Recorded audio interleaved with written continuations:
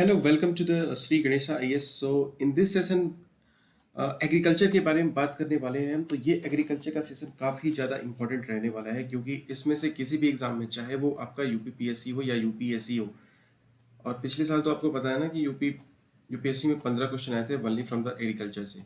सो इसलिए ये अपना एग्रीकल्चर का टॉपिक जो है ये काफ़ी ज़्यादा रेलिवेंट है। ठीक है, तो ये एग्रीकल्चर का टॉपिक काफ़ी ज़्यादा रिलेवेंट है। तो गाइस, इस सेशन में हम एग्रीकल्चर के बारे में बात करेंगे, इसके एक एक पहलू के बारे में बात करेंगे।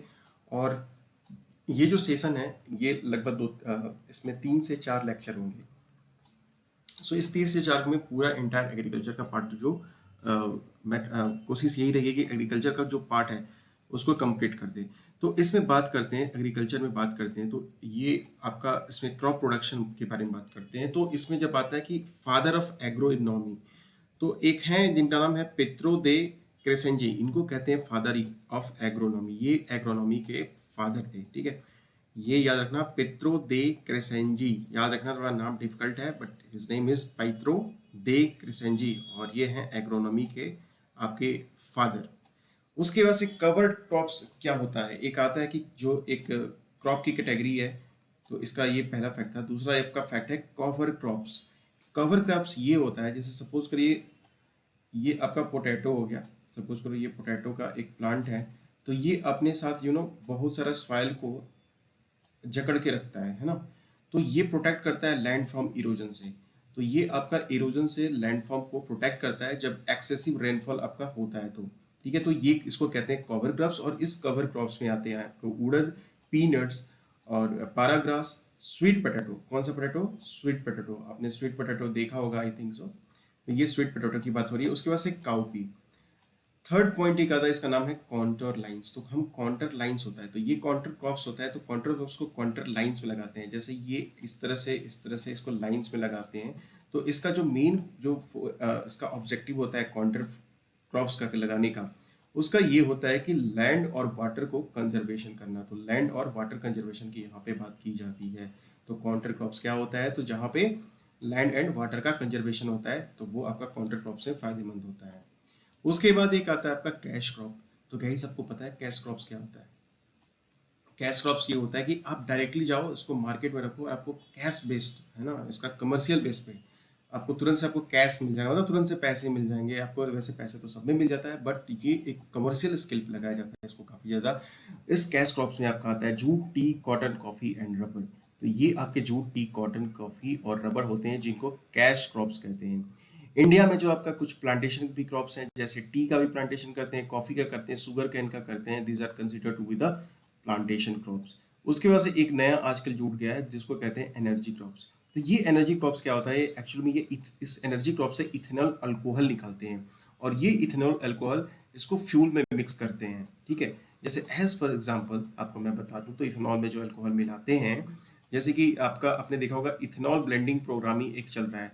तो क्या करेंगे, सपोज पेट्रोल है, तो पेट्रोल में सपोज करो 80% आपका पेट्रोल लिया और 10% इथेनॉल ब्लेंडिंग कर दिया, या 20% इथेनॉल ब्लेंडिंग कर दिया, तो इसको E20 के नाम से जाना जा रहा है। E10 हो रहा है, तो E10 क्या है, इसको E10 में 10% डीजल की ब्लेंडिंग की, मतलब मिलाने की बात हो रही है। तो इससे अगर इससे क्या होगा आपका, इससे जो आपका इंपोर्ट है, जो हम बाहर से जो गल्फ कंट्री से तेल मंगाते हैं, वो अपना इंपोर्ट थोड़ा कम हो जाएगा। और साथ ही साथ अगर इथेनॉल जो ब्लेंडिंग जो है आपका, जो इथेनॉल को अगर मिला देते हैं, ब्लेंड कर देते हैं, तो इसकी वजह से ये भी चीज़ होती है कि आपका जो पोल्यूशन का लेवल, एयर क्वालिटी का लेवल जो होता है, एयर क्वालिटी का लेवल इंप्रूव होता है, पोल्यूशन का लेवल डिक्रीज होता है।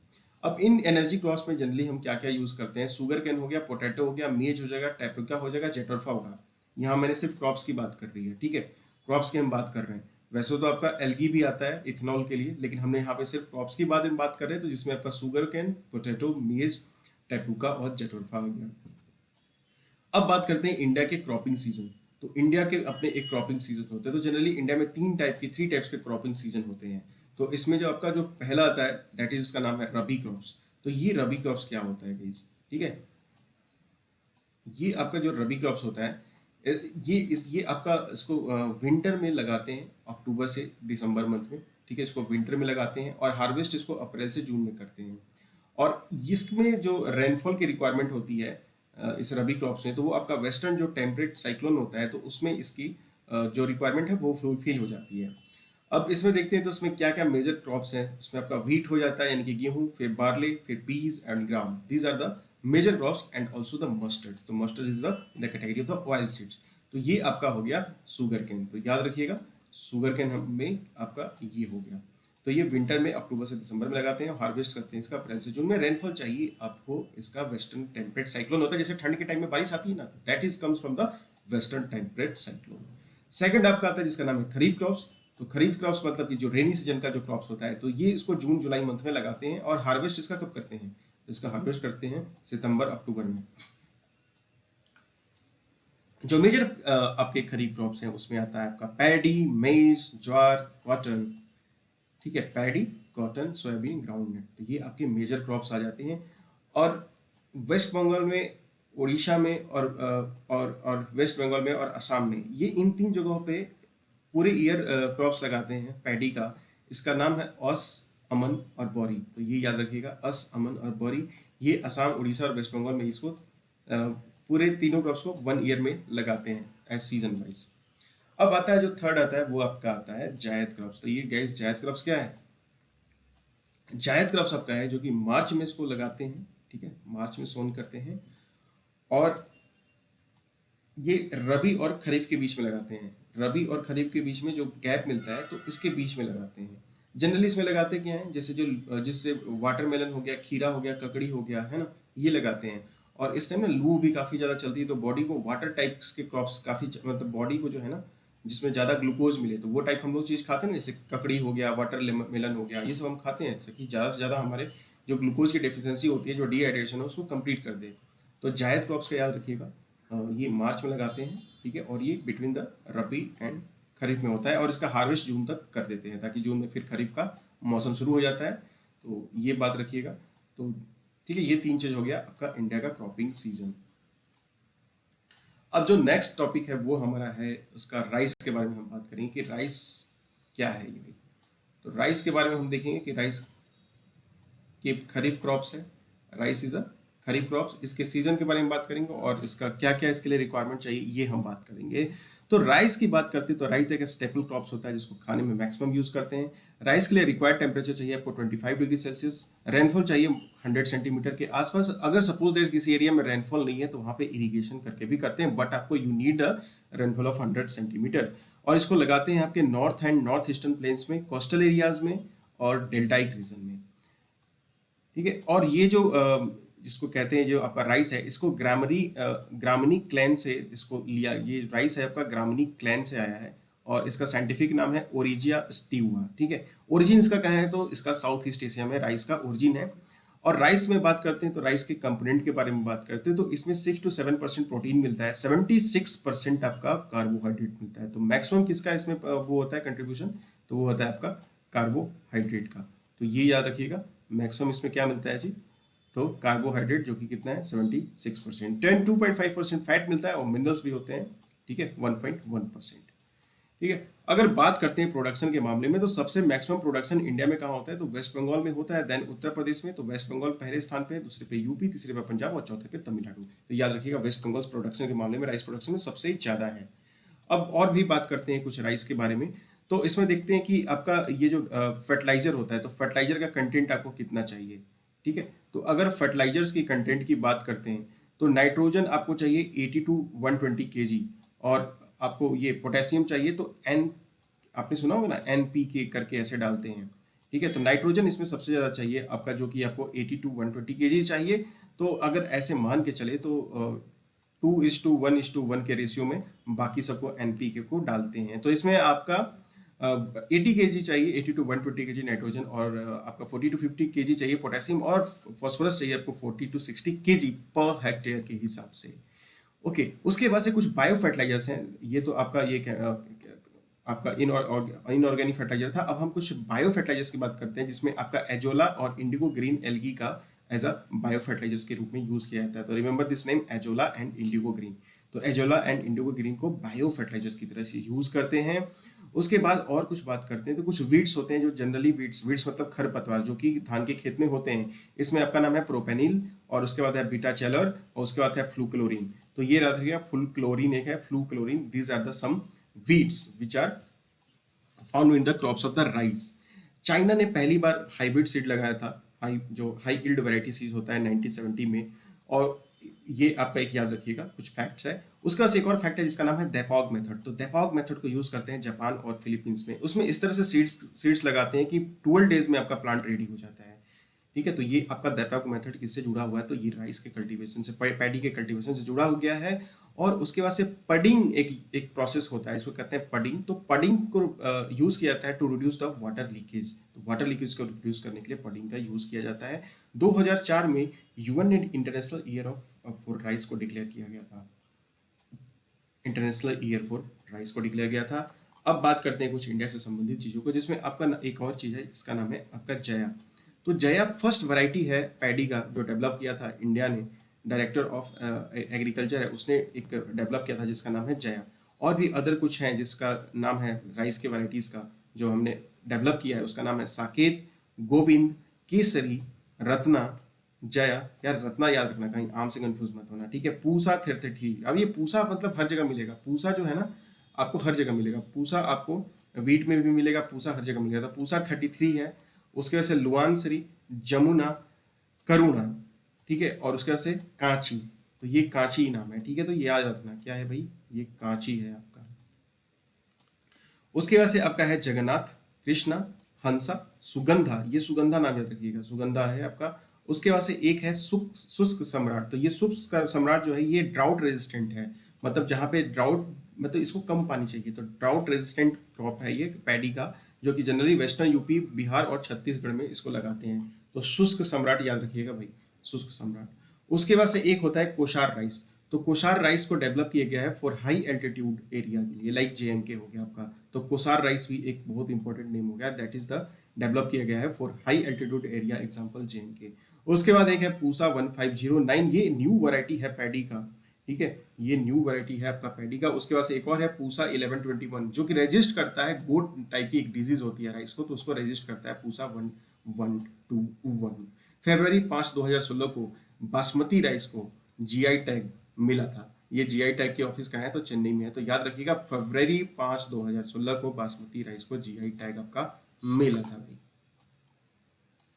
उसके बाद से और कुछ बात करते हैं, कुछ और जो पॉपुलर राइस हैं। इसमें आपका आता है पूसा आरस्टेन, गंगा सुरुचि, ये याद रखना, गंगा सुरुचि, शायदरी बासमती वैरायटी, ठीक है। एक है आपका KRH2 इसको कहता है, और एक है आपका साहेदरी बासमती वैरायटी। कुछ बासमती की वैरायटी है, अभी बासमती को लेकर काफी सारा इशू चल रहा था। कुछ बासमती का नाम याद रखिएगा, जैसे सुगंधा हो है, ठीक है। तो ये कुछ बासमती के नाम को आप याद रखिएगा।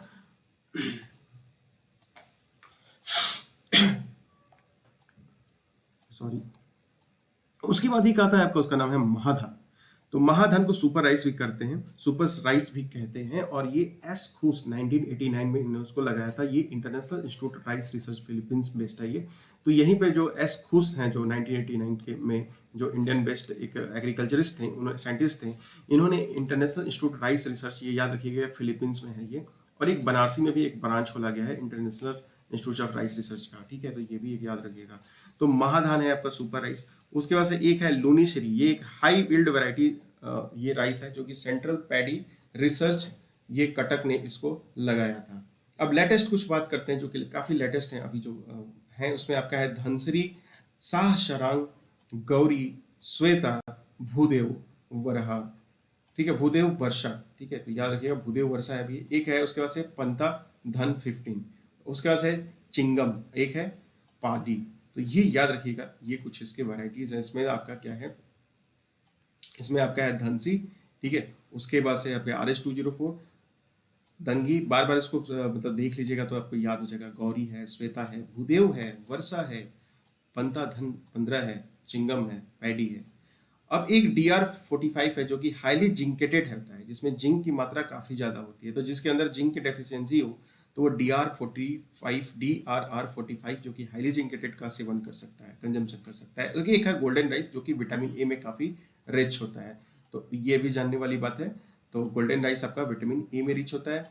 उसके बाद से एक डिजीज होता है, इसको कहते हैं खैरा डिजीज। तो ये याद रखिएगा, ये आपका जो खैरा डिजीज है, ये खैरा डिजीज आपका राइस में होता है और ये जिंक की डेफिशिएंसी की वजह से होता है। तो याद रखना जिंक की डेफिशिएंसी से कौन सा डिजीज राइस में होता है, तो वो आपका खैरा होता है। उसके बाद से जब राइस को आप ज़्यादा पॉलिश कर देते हैं तो आपके राइस के अंदर विटामिन बी वन की कमी हो जाती है। और इस विटामिन बी वन को थाइमाइन कहते हैं, इसका केमिकल नेम है। तो सपोज करिए कि आपने क्या करा कि आपने किया ये कि आपने क्या किया कि ये याद रखिएगा, थाइमिन आपने बहुत ज़्यादा पॉलिश कर दिया अपने राइस को, तो इसके वजह से आपके राइस का जो बी वन, जो विटामिन बी वन था, वो खत्म हो जाता है। तो इसकी वजह से आपको कौन सा डिजीज हो जाएगा, तो याद रखिएगा आपको बेरी बेरी डिजीज हो सकता है इसकी वजह से। तो इस एरिया में जहाँ जो लोग ये ज़्यादा राइस की पॉलिश करते हैं, यहाँ पे विटामिन बी वन मिलता है। अब ये क्या करते हैं ना, ये जो राइस वाले जो मिल होते हैं, तो वो क्या करते हैं, राइस में से ब्रांड निकालते हैं। जैसे राइस के ऊपर जो मतलब जब पैडी को जब धान की कुटाई होती है, तो उसमें के ऊपर जो ब्रांड होता है, तो ब्रांड निकाल के वो मैक्सिमम प्रॉफिट कमा लेते हैं। गांव में तो फ्री ऑफ कॉस्ट आपको कहते हैं कि लाओ, हम चावल कूट रहे हैं, आप कुछ नहीं, अपना ब्रांड दे देना बस, आपको हम चावल दे देंगे। तो मैक्सिमम इसमें से एक्सट्रैक्ट कर लें, तो इससे वजह से क्या होगा, आपके राइस में विटामिन बी वन है या फिर जो भी विटामिन है वो खत्म हो जाएंगे। ठीक है जी। उसके बाद से आपका आता है बासमती एडवांस वैरायटी। एक एक एडवांस वैरायटी है बासमती का, जिसका नाम है पूसा।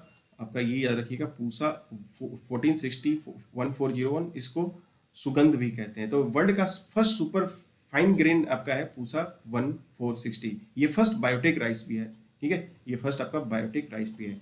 अच्छा, अब 15 से 20 किलो चाहिए आपको, एक हेक्टेयर सीड चाहिए, 1 हेक्टेयर में आपको लगाने के लिए राइस। तो ये याद रखिएगा।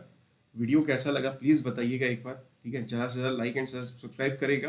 ठीक है, तो ये याद रखिएगा। अब ये आपका है राइस का, एक बार आप इसको देख लीजिए। ये देखिए, ये राइस का आपका मेजर प्रोड्यूसिंग एरिया है आपका। तो ये मैं जैसे मैंने आपको बताया था कि डेल्टाइक रीजन में, तो ये आपका डेल्टा वाला, नॉट डेल्टा, ये आपका कोस्टल एरिया हो गया। ये आपका डेल्टा वाला रीजन हो गया। यहाँ महानदी, यहाँ पे आपका महानदी का डेल्टा हो गया, ये कृष्णा का डेल्टा हो गया, ये कावेरी का डेल्टा हो गया। तो डेल्टाइक रीजन में होता है। उसके बाद से इधर आपका ये वाला जो पार्ट है ना, आपका जो नॉर्थ वाला पार्ट है, यहाँ पे यूज़ करते हैं, यहाँ राइस करते हैं। फिर से यहाँ पे भी कुछ पार्ट है। यहाँ पे तो मतलब समझो कि ये वाले पार्ट में तो मतलब आपके बासमती राइस काफ़ी ज़्यादा होते हैं इधर। ठीक है, तो ये सब सारी चीज़ें थी। और सबसे अगर मैक्सिमम प्रोडक्शन के बारे में बात करें, तो पूरे इंडिया में तो सबसे मैक्सिमम प्रोडक्शन आपका करता है वेस्ट बंगाल 15.10%। उसके बाद करता है उत्तर प्रदेश। उसके बाद से आपका है पंजाब, और उसके बाद से है तमिलनाडु, और फिर देन है आपका आंध्र प्रदेश, और बाकी अदर्स। तो याद रखिएगा सबसे मैक्सिमम प्रोडक्शन कहाँ होता है, तो West Bengal is responsible for the maximum production of rice. अच्छा, वर्ल्ड में चाइना है, याद रखिएगा, वर्ल्ड में आपका चाइना है। ठीक है जी।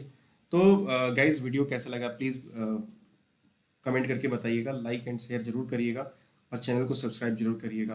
Thanks for watching the video. ठीक है, हैव अ नाइस डे। जय हिंद, जय भारत।